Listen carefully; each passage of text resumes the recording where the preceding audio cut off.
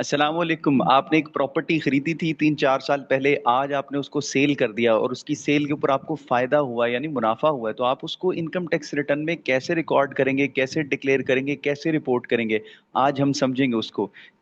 सबसे पहले देखिएगा, आपने कैपिटल गेन पे जाना है और यहाँ पे आके अपने गेन को आपने रिकॉर्ड करना है। यहाँ पे कैपिटल गेन देखिएगा, गेन फ्रॉम कैपिटल एसेट्स या कैपिटल गेन भी इसको बोल सकते हैं। जितना भी गेन है, 10 लाख है, 20 लाख है, 30 लाख रुपए, वो आप इस जगह रिपोर्ट कर दें।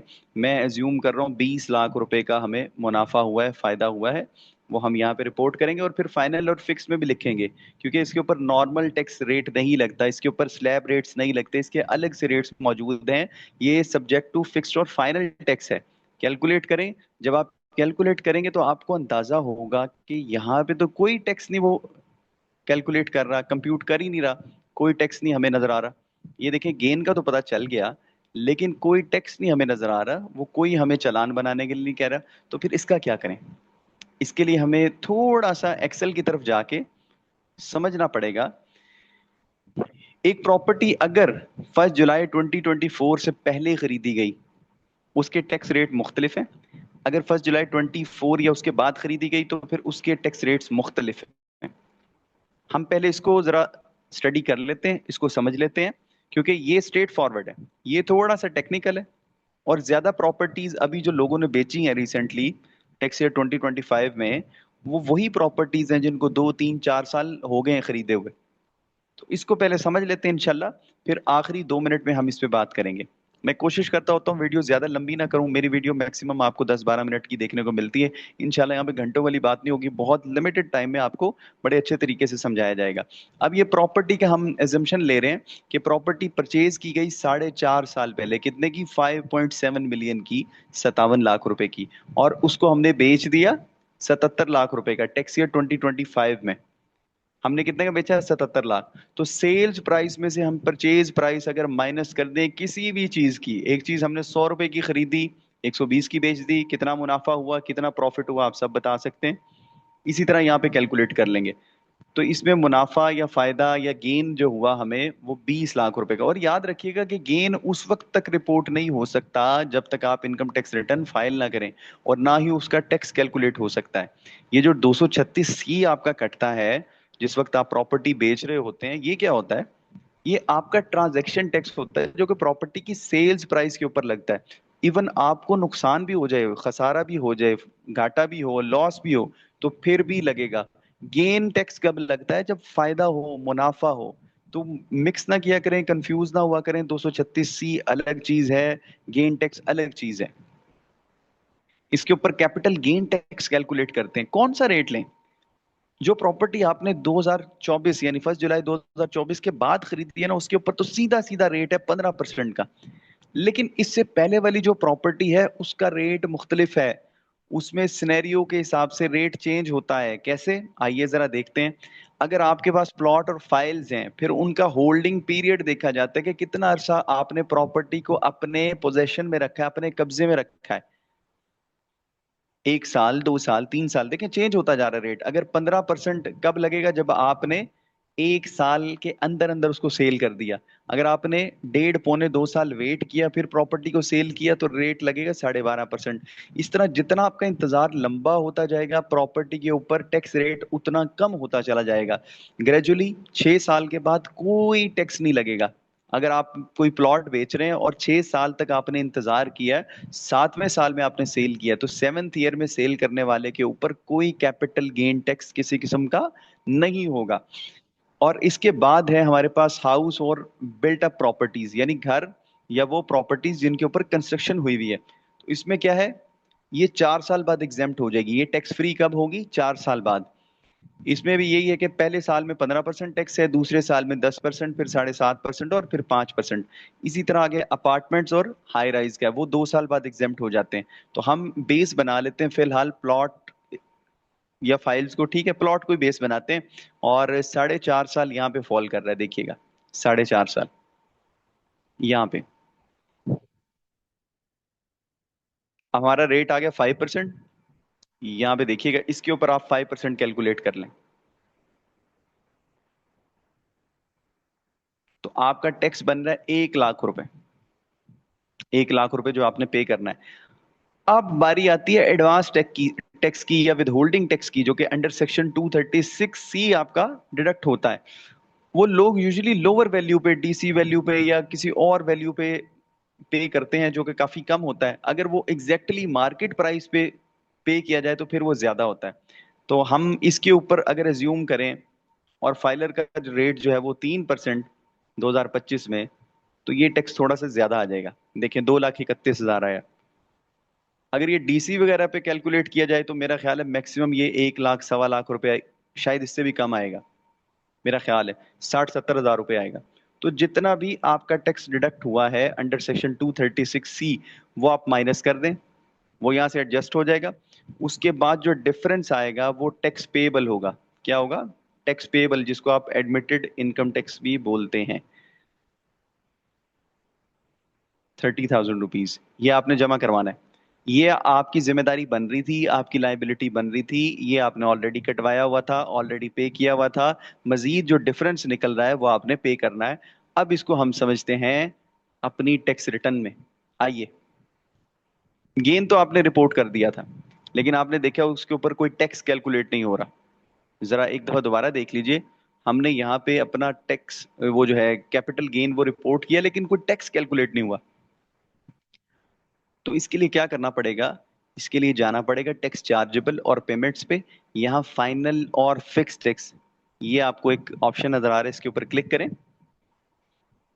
और अब इसमें आपने कैपिटल गेन वाले ऑप्शन को ढूंढना है, capital gain on immovable property. ये देखिएगा आ गया है, capital gains on immovable property where holding period exceeds 1 year but does not exceed 2 years.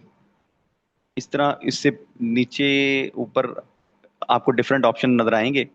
पहला ये है कि होल्डिंग पीरियड 1 साल तक है, दूसरा 1 से 2 साल है, तीसरा 3 से 4 साल, और हम फॉल कर रहे हैं 4 से 5 वाले में। 4.5 यहाँ पे फॉल करता है।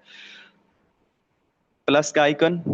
अब वो पूछ रहा है कि क्या ये प्लॉट था, फ्लैट था, कंस्ट्रक्टेड प्रॉपर्टी थी। हम कह रहे हैं प्लॉट था। प्लॉट की आपने थोड़ी डिटेल्स देनी है, मैं फिर प्लॉट लिख रहा हूँ। आपने नहीं लिखना, आप थोड़ा सा बता सकते हैं कि जी फलां एड्रेस था, फलां वक्त पे खरीदा गया था और फलां टाइम पे बेच दिया गया। डिस्क्रिप्शन जितनी अच्छी हो उतना बेहतर है। जनाब कितना गेन है? 20 लाख रुपए का गेन है। कैलकुलेट करें। अब देखिए वो आपका कैपिटल गेन टैक्स कैलकुलेट कर रहा है 1 लाख रुपए। गेन टैक्स आपका कैलकुलेट कर दिया, हमने भी 1 लाख रुपए ही कैलकुलेट किया था, याद कीजिएगा। अब ये तो गेन टैक्स आ गया, वो आपको कहेगा ये पे कर दें, जमा करवा दें।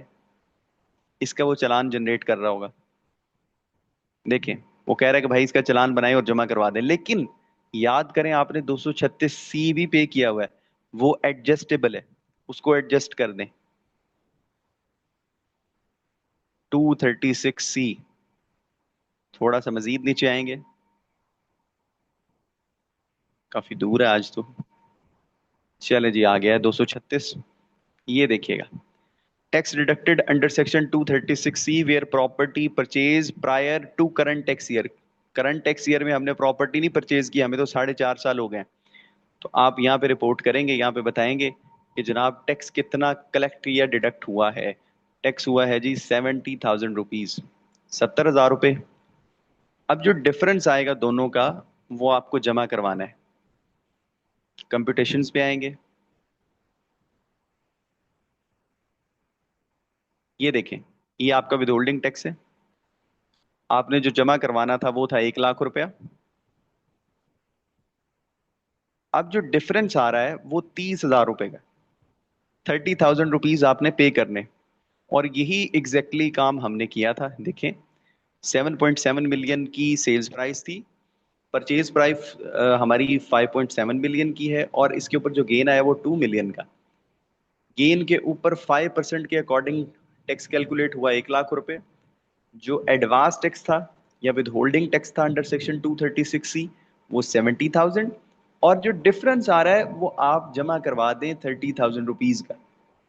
ये तो वो प्रॉपर्टी है जो 1 जुलाई 2024 से पहले परचेज की गई। अगर अगर प्रॉपर्टी अगर प्रॉपर्टी परचेज की गई हो आफ्टर बिफोर को जरा आफ्टर कर लेते हैं, तो फिर मामला चेंज हो जाएगा। यहां से इसको भी कॉपी कर लेते हैं, टाइम सेविंग हो जाएगी। चलें जी।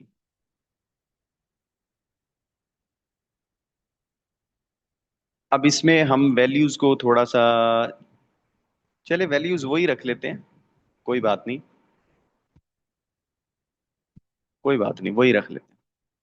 सेल्स प्राइस 7.7 मिलियन है और परचेज प्राइस आपकी 5.7 मिलियन है। वैसे एक साल में इतना, साल 6 महीने में इतना प्रॉफिट होना मुश्किल होता है, लेकिन फिर भी चले, आपकी अंडरस्टैंडिंग के लिए, ताकि आप कंफ्यूज ना हो।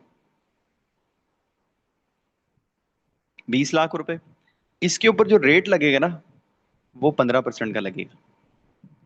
इसमें कोई वो होल्डिंग पीरियड नहीं कि इतने साल वेट करें, इतना हो जाएगा, 6 साल के बाद एग्जाम्प्ट हो जाएगा, कुछ नहीं होगा, 15% लगेगा ही लगेगा। और ये जो आपका टैक्स है, ये 70,000 कर देते हैं, वही रहने देते हैं। अब जो डिफरेंस है वो आपको जमा करवाना है, डिफरेंस आपको डिपॉजिट करवाना है। रिटर्न पे आ जाएं।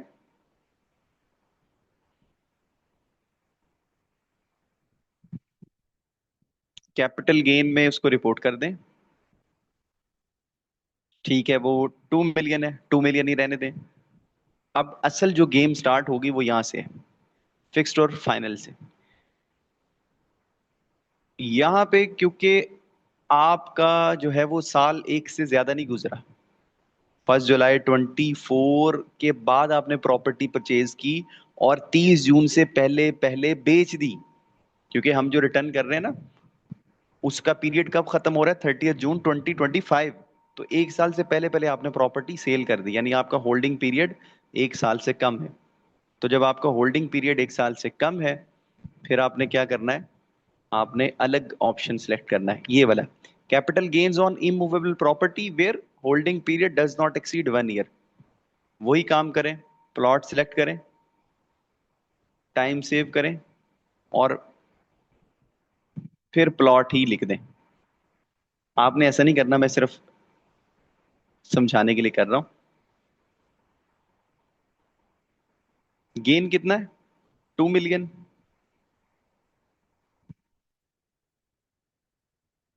अब देखिए, वो 3 लाख रुपए का टैक्स कैलकुलेट कर रहा है, कितने का, 3 लाख रुपए का।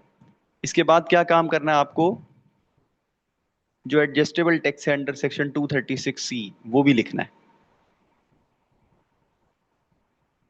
और वो यहां पे नहीं लिखना, अब उसकी जगह चेंज हो जाएगी। आपने लिखना है यहां पे, purchased and sold with in tax year. Calculate करें,